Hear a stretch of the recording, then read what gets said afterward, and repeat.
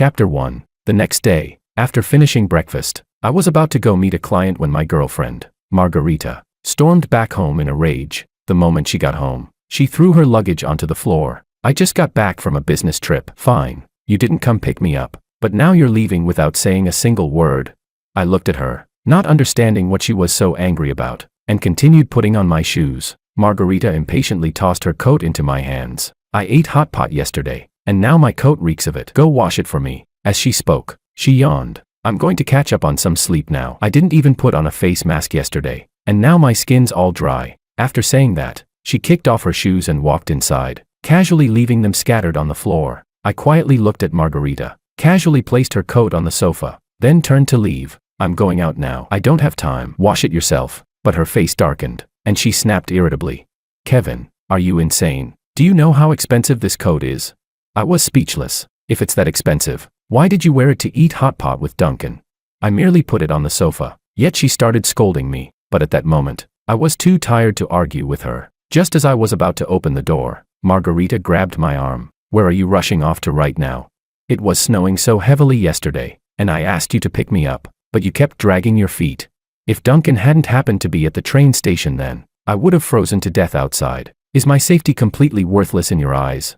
Hearing that, I only found it ironic. Yesterday, there had been a blizzard. As soon as she told me what time her train would arrive, I left home early. I had clearly arrived half an hour in advance, but she had remembered the wrong exit, and now she was blaming me for not picking her up. I ignored her and searched for my car keys on the shoe cabinet. Margarita frowned in dissatisfaction. Then, as if suddenly thinking of something, she laughed disdainfully. Don't tell me you're still jealous. Haven't I already told you so many times? Duncan just likes documenting his life. You made such a huge fuss over nothing that he felt awkward yesterday. Can't you even tolerate someone else's little hobby? I laughed mockingly at myself. I liked playing pool. In the past, I often went to the pool hall with a few buddies to relax and have fun. But Margarita didn't like it. She thought that if I went out to have fun at night, it meant I didn't love her. So she forbade me from going. Over time, those buddies of mine knew I was strictly controlled at home, so they stopped inviting me. And now, she was telling me to be considerate of someone else's interests. She defended Duncan's hobby in every possible way, while my own hobby had been personally erased by her. I was too lazy to deal with her any longer. Finally, I found my car keys under her bag. I'm going out to meet a client. I really don't have time to wash your clothes. Margarita looked at me in disbelief. If it had been the usual me, I definitely wouldn't have been this calm while jealous. Either I would have made a huge scene and forbidden her from seeing Duncan, or I would have cried and begged her to stay with me. Never had I been like this. After a long silence, Margarita suddenly threw her coat into the washing machine. Then she stood up and said, "Fine, a grown man. Yet you're still so petty. I'm washing it myself now. You've got no complaints, right?" She looked at me with a proud, spoiled expression, as if she believed that as long as she lowered her head even slightly, I should immediately worship her like a queen. I wordlessly moved aside to make room for her. As soon as she came over, even the entryway felt cramped. In the past, no matter how fiercely we argued, she had never once taken the initiative to back down. Now that she was acting like this, she was probably feeling guilty. Judging by the look of it, she and Duncan must have done more than just eat hot pot. Margarita looked at me unhappily. Are you avoiding me? I didn't want to argue with her, so I casually brushed her off. No. Margarita had just been about to lose her temper when I shut the door a second before she could and walked out. I headed to the underground garage and walked over to the car. In the rearview mirror, I saw that Margarita had followed me out as well. For some reason, she came over and grabbed me. "Kevin, where are you meeting your client?"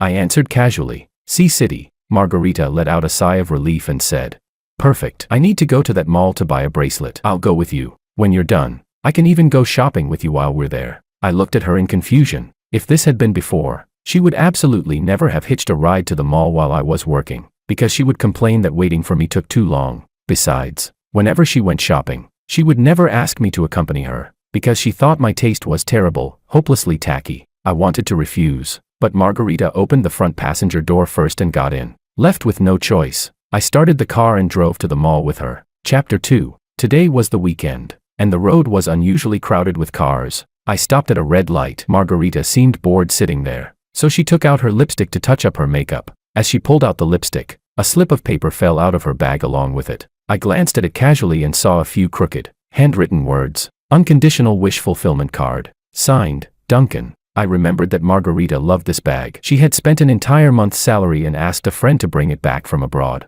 Normally, she treasured it so much that she wouldn't even let me touch it. Yet now, something that could practically be thrown away as trash had appeared inside it. I knew that if I asked about it now, she would just scold me. So this time I chose to play blind and pretend I hadn't seen anything. But Margarita wasn't satisfied. She snorted and tossed the lipstick back into her bag, along with that pitiful little note. Then she demanded, "You saw it, didn't you? Why didn't you ask?" I said calmly, "Didn't feel like it." Her expression darkened. She looked at me several times before taking out the note again, crumpling it up, and throwing it into the trash. That was from a game we played last night with another friend. Duncan lost, so he had to write it. "There's nothing going on between us. Don't overthink it," I replied casually. I wasn't overthinking it to begin with. Then I continued focusing on driving, thinking the matter was over. But Margarita spoke again, trying to explain. "Yesterday, Duncan just happened to be going to the train station to pick up a friend. He saw me and gave me a ride. We're just normal co-workers and friends." I found it ridiculous. Saying co-workers would have been enough. Why add friends on top of that? Wasn't that just emphasizing how close they were? I nodded perfunctorily. I didn't misunderstand. "You're really just normal friends." I didn't believe her explanation. I knew that every time Margarita made excuses in the past, there was always some friend involved. But every time I saw Duncan's videos, she was always the only one in them. For some reason, Margarita suddenly got angry again. "Kevin, how long are you going to stay mad? I've already explained everything. What more do you want from me?" Fortunately, we had already arrived at the mall, and I got out of the car with a sense of relief. But she clung to me like glue, impossible to shake off. I still remembered how, during past arguments, she would say that just seeing me annoyed her and tell me to get out of her sight immediately. Whenever I tried to explain, Margarita would start scolding me for being petty and narrow-minded, always accusing me of being jealous of Duncan. Now that I wanted to leave on my own, she wouldn't let me. What a strange woman. I had work to do, so naturally Margarita couldn't follow me. She went off shopping on her own. After meeting the client, I remembered the message my boss had sent yesterday. I opened the chat and accepted the promotion offer. I had originally planned to turn down this promotion, which required relocating to South City, for my girlfriend's sake. But after what happened last night, braving a blizzard to pick her up, only to find out she had gone to another man's place, I finally woke up. I had been unbelievably foolish. Pulling my coat tighter around me, I walked out of the mall to get some fresh air. Standing under a tree, watching my breath turn into white mist, I received a call from my parents. On the other end, they had seen the extreme low temperatures where I was and told me to dress warmly. A wave of bitterness rose in my chest. I told them that I was about to get promoted and transferred to the south, assuring them not to worry. My parents were delighted and gave me a few more reminders before I hung up after sharing the good news. Since I hadn't responded to my boss in time earlier, the branch office was now urging me. After confirming my start date for the new position, I immediately booked a flight to the south. Chapter 3. When I returned to the parking lot, I saw Margarita already standing by the car, waiting for me. I took out the keys and unlocked the door. From start to finish, neither of us said a single word. After I drove her home and dropped her off downstairs, Margarita went straight upstairs without even waiting for me. I didn't care. But just as I got out of the car, I received a call from Margarita's mother. "Kevin, I heard you and Margarita had an argument. She just got back from a business trip and is already exhausted. As a man, you should give in a little and be more understanding." Once I confirmed it was her, I immediately understood. Margarita had complained to her mother, clearly trying to put me in my place.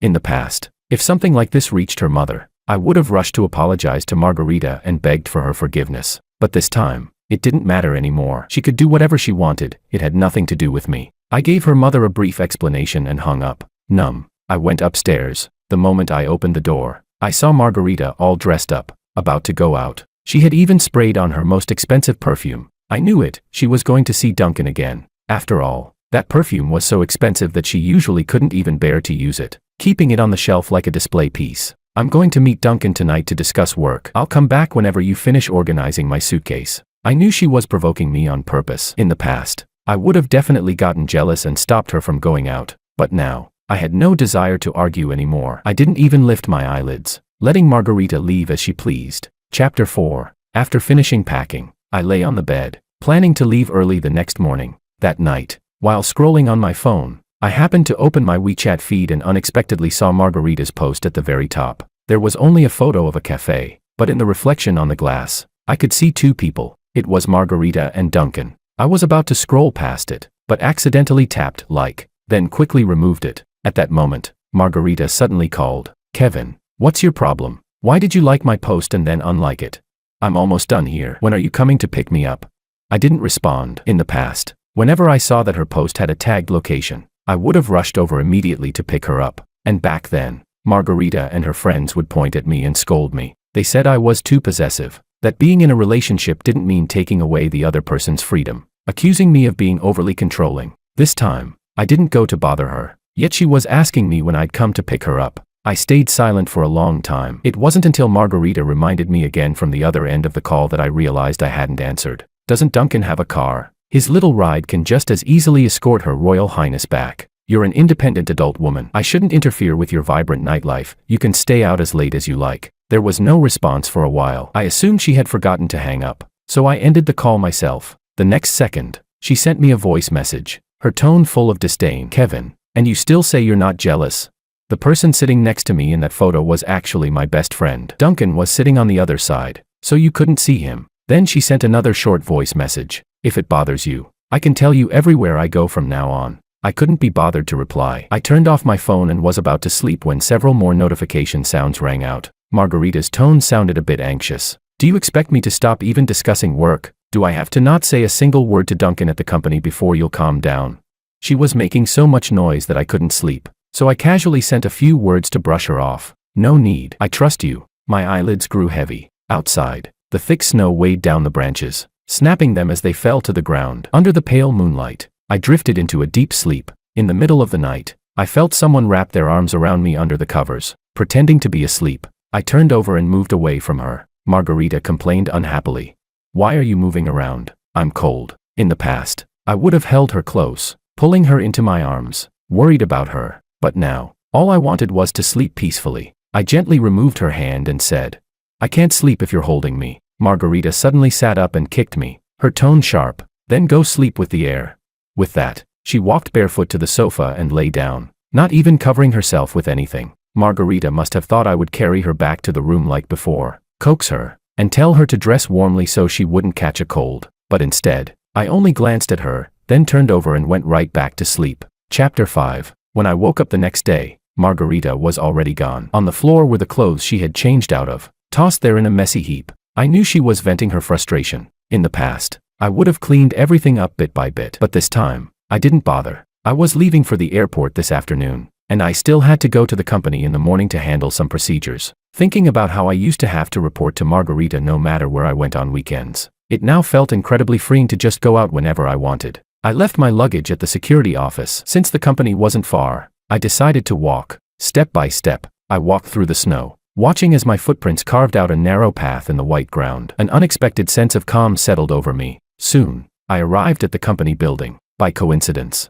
I saw Augustina, a girl who had been in my high school class, filling out onboarding paperwork. We hadn't seen each other for years, so we casually exchanged a few greetings. Then, as if she suddenly remembered something, she excitedly took out her phone and said she wanted to add me. She mentioned there would be a class reunion at the end of the year. Then she opened the QR code scanner. I gladly agreed and was about to take out my phone when my hand was suddenly pushed back. Out of nowhere, Margarita appeared, immediately linking her arm with mine, gripping tighter than usual. Under my stunned gaze, she looked at Augustina with hostility and said, "Didn't your parents ever teach you basic decency, flirting with someone else's boyfriend?"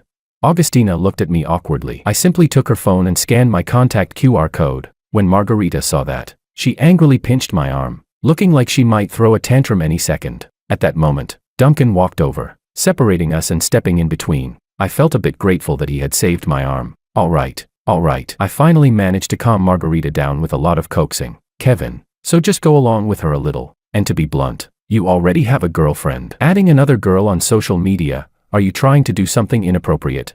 It had been manageable before, but after hearing Duncan's words, the sparks in Margarita's eyes could no longer be contained. All right, I take back my gratitude. Unexpectedly, Duncan kept fanning the flames. I know this is all my fault for making Kevin misunderstand, but there's really nothing going on between me and Margarita. If it bothers you, I'll just leave. In the past, Margarita and I had argued countless times because of things Duncan said. The reason was simple: Margarita always believed Duncan and defended him, then turned around to blame me. Every time, I couldn't say anything and just bottled up my frustration. But this time, my heart was strangely calm. Watching Duncan's troubled expression felt like watching a cheap performance. Augustina didn't know what had happened between us, but seeing Margarita so furious that she looked ready to fight me, she quickly stepped in to mediate. All right.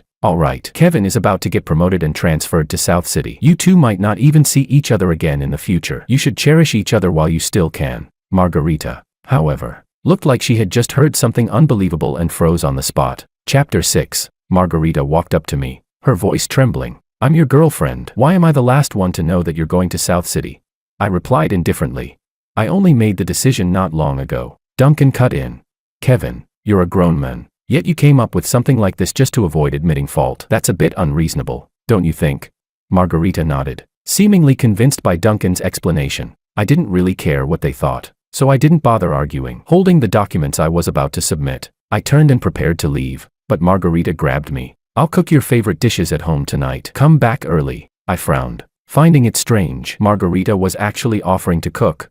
In the past, I was always the one who cooked. She never stepped into the kitchen, saying the oil fumes would damage her skin. Sometimes, when I prepared everything and hoped she'd come home early, Margarita would always brush me off. And now she was asking me to come back early. I responded casually. Oh, not giving her a chance to keep bothering me. I turned and went upstairs. As I stepped out of the elevator, I happened to run into my boss. President Castro had always appreciated me. Kevin, I thought you were going to give up this opportunity. You're a rare talent, you know. I scratched my head a little awkwardly. I have to thank you for your guidance, President Castro. He praised me a few more times before leaving, and I expressed my gratitude repeatedly. Luckily, I hadn't given up this opportunity because of Margarita. Ruining my future for someone like her would have been completely not worth it. After submitting the documents, I walked back to the security office. When I looked up, I could just see the kitchen window of my apartment. I saw Margarita moving around busily inside the kitchen. She was completely immersed in her own world, not even noticing that my luggage was gone.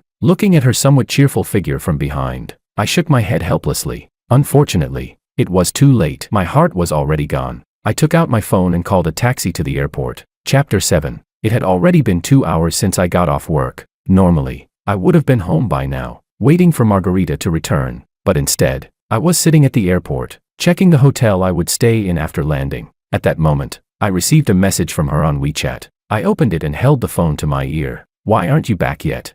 It felt a little strange. I could sense a hint of expectation and concern in her voice. Shouldn't she be yelling, Kevin, why aren't you home yet? I remembered that once, not long after we started dating, I went out drinking with my buddies. I had barely sat down when she started urging me to go home quickly. I had no choice but to explain to them, and after that, they all assumed I couldn't come out anymore. So gradually, no one invited me again. Then, on the other hand, there was a time when she went out singing all night with her friends. When I simply asked about it, she accused me of being unreasonable. Her close friends all thought I was annoying too and didn't like me. Margarita had always been selfish. She only ever considered things from her own perspective. I couldn't believe it had taken me this long to realize it. I typed back numbly, I'm already on the plane. The next second, Margarita called anxiously. The plane was about to take off, so I hung up immediately. She could only vent her anxiety through messages. Kevin, where are you? I'll come find you right now. Can you stop this? Being jealous isn't supposed to be like this. It was just an argument. You don't have to make everything so serious. Come back now. Okay, I promise I won't have any contact with Duncan anymore.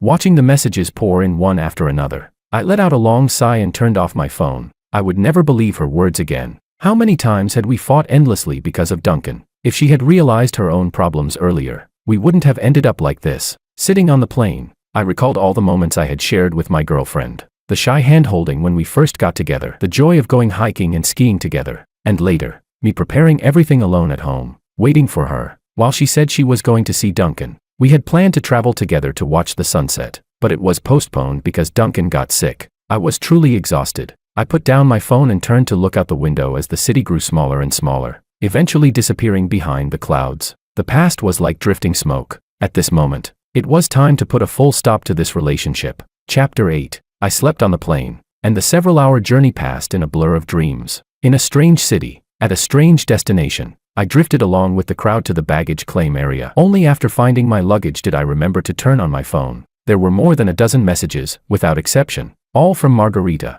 I didn't feel like reading them. I scrolled straight to the bottom and saw the latest one. Why is all your luggage gone? Kevin, how could you just leave me behind and sneak off alone? I didn't know what to reply. Indifferently, I turned off my phone. Just then, someone from the company came to pick me up. Manager Kevin, President Castro has already arranged your accommodation. I was a bit surprised. I had thought I would be all alone here, but I didn't expect President Castro to be so considerate. As I listened to my colleague enthusiastically introducing the local customs, I was reminded of the time I had been lost alone at North City Airport years ago. Margarita, I can't find where to pick up my luggage. Her voice over the phone had been impatient. I'm working. Okay, can't you just read the signs yourself? At that moment, Duncan called out to her, and she immediately hung up. I had stood there at the airport, unsure of what to do. It was my first time there, and in the end, it was a kind woman who helped guide me to the baggage claim. I stopped reminiscing and returned to the present. Fortunately, everything was already in the past. Manager Kevin, do you know anyone in this city? The person who came to pick me up was named Cody, a young guy in his early 20s. He was also a capable member of our department. It was said that he could handle almost everything in the team by himself. I shook my head. I was originally from West City. I had moved to North City for Margarita, and this was my first time in South City. The strong regional differences made me feel a bit physically uncomfortable, but Cody seemed to think I was feeling down because I had no friends. Seeing that, he patted my back. It's all right, Manager Kevin. The company dorm is full of single guys. We can go out for drinks together sometime. I nodded. I had never imagined what it would be like to go out drinking at night with a group of guys. Maybe just a few drinks, some simple dishes, and that would be enough to make for a happy evening. I smiled and said, sounds good. Cody took me to the company-arranged apartment, a one-bedroom, one living room unit with a kitchen and bathroom. A standard single apartment. Though small in size, it felt warm and cozy. By the time I finished unpacking, it was already 3 in the morning. I lay on the bed, resting with my eyes closed, when a phone call came in. I picked up my phone. It was an unfamiliar number from North City. I could roughly guess who it was. Without hesitation, I answered. The first thing I heard was Duncan's urgent scolding. Kevin, what's wrong with you? Is it fun to lie to Margarita like this? You left her, a girl, alone in the freezing snow. Do you have any idea how dangerous that is? She fell while looking for you in the snow and even hurt her hand. Then, from the other end of the call, I heard the sound of a girl crying. It was Margarita. I said coldly, I told you, I've been transferred. You. Duncan was about to say something more when Margarita snatched the phone from him. Her voice was filled with grievance. Kevin, this time, are you serious? Yes. After this call, I'll block you on everything, WeChat, phone, all of it. From now on, we're strangers. Let's break up. I didn't give her any time or chance to argue. The moment I finished speaking, I hung up. Drowsiness washed over me, and I fell into a long dream. In the dream, I had never met Margarita. After graduating, I stayed in my hometown and found a job I truly liked, waking early and sleeping late every day, yet living freely and at ease. Perhaps that was the kind of life I had always longed for. From this moment on, my world would no longer have anything to do with Margarita. Chapter 9. I deleted all the posts that had anything to do with Margarita and made a new one. It was a group photo of our entire department, with the caption, met new friends at a new company, feeling great. Many friends liked and congratulated me, and I felt a sense of happiness I had never experienced before. Over the next few months, I worked hard. Whenever I had time, I explored the surrounding areas, and soon I became thoroughly familiar with this one strange city. Seeing that my job was stable, my parents paid to buy me a small home here so I could settle down. I couldn't refuse, so whenever I had spare money, I sent it back to them. After having my own place, I adopted a cat and a dog. The cat was a stray from the neighborhood, and the dog was a little yellow rescue I had adopted. We became a new family, keeping each other company whenever loneliness crept in. Before long, I got used to living alone here, living without Margarita. But one day, I noticed that one of my posts had been liked by an unfamiliar account. The like disappeared almost immediately, as if the person felt guilty. I knew right away, it was a burner account Margarita had created. In the past, she often made alternate accounts just to keep tabs on me, to see what I was doing. This time was no different, just with a different purpose. But since I had already let go, there was no need to hold on to anything anymore. Relying on memory, I searched for that account, but as if the other side knew exactly what I was about to do, a message came through immediately. Please, don't delete me. Okay. Chapter 10. Even though Margarita pleaded with me in a low voice, I still decided to delete her. As I did, I thought numbly, if she had always respected our relationship, would we still be together now?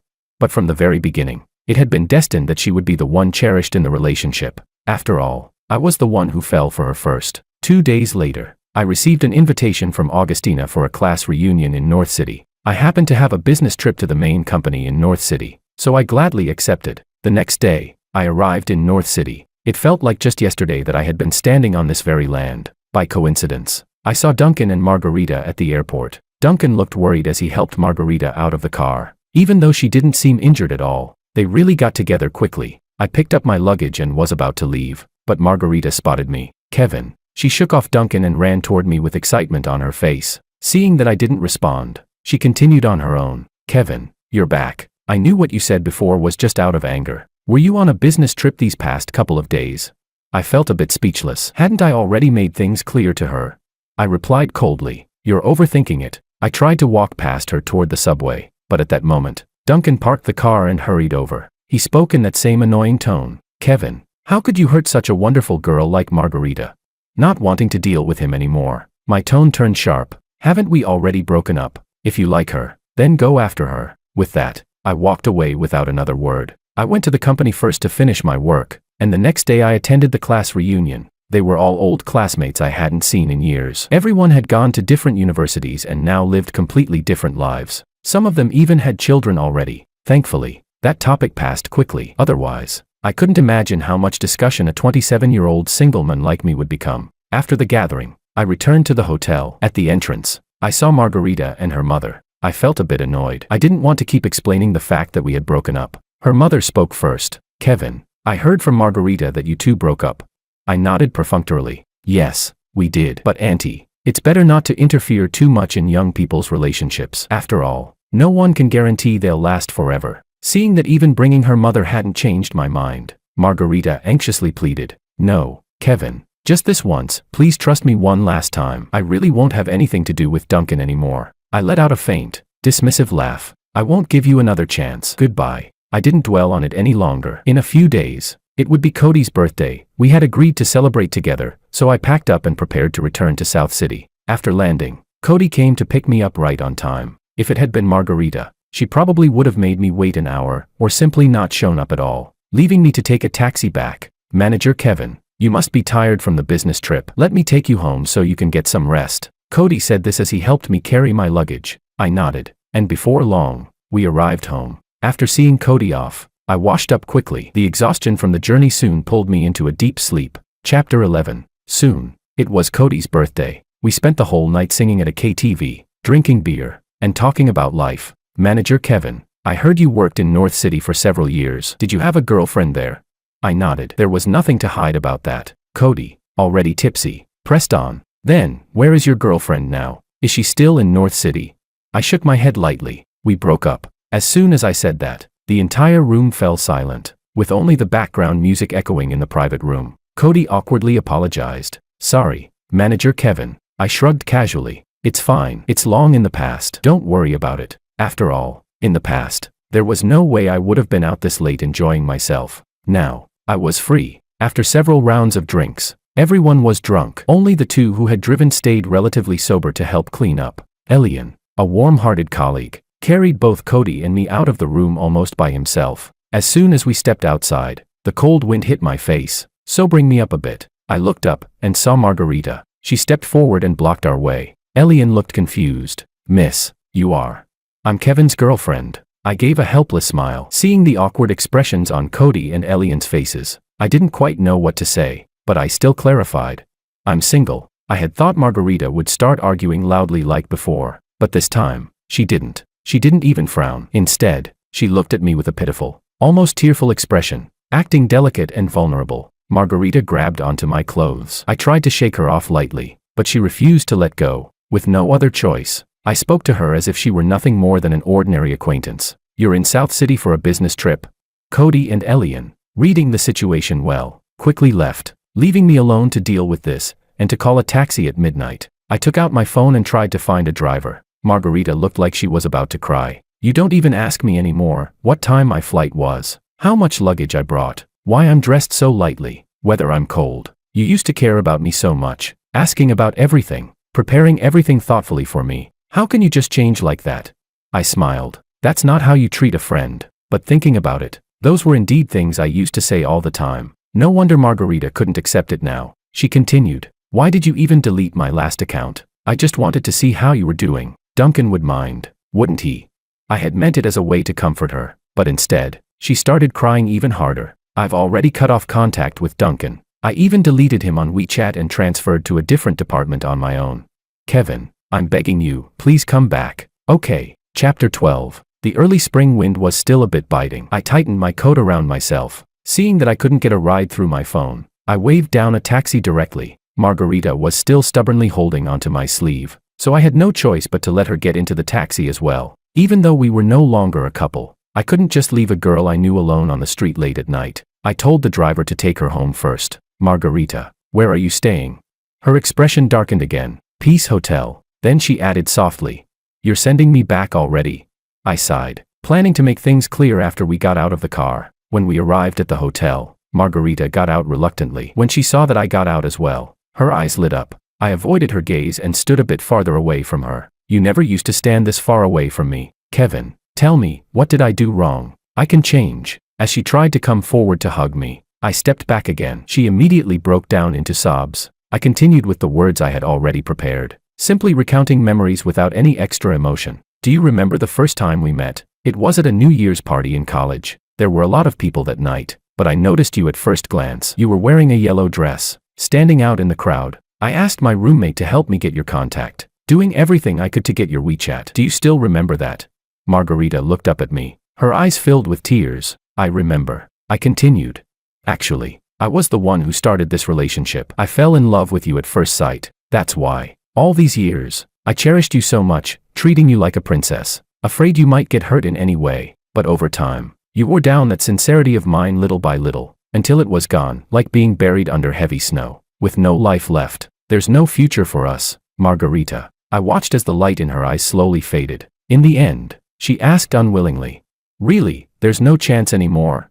Margarita, you're just having a hard time accepting it right now. Once you understand, you'll move on. That night, after we finished talking, she went upstairs. I called another taxi and went back home. The little yellow dog jumped excitedly onto me, as if welcoming me back. Half a year later, I heard from a friend that Margarita, because of her outstanding abilities, had been sent abroad by her company for a year-long program. I was genuinely happy for her. Just like me, she had moved on from this relationship. I successfully earned a promotion and a raise. Back in my hometown, I renovated my parents' old house, giving them a better life. One afternoon, I sat in the living room reading, enjoying the peaceful warmth of the sunlight. The cat was playing with a ball, and the dog was rolling around happily in its bed. I thought, perhaps everything in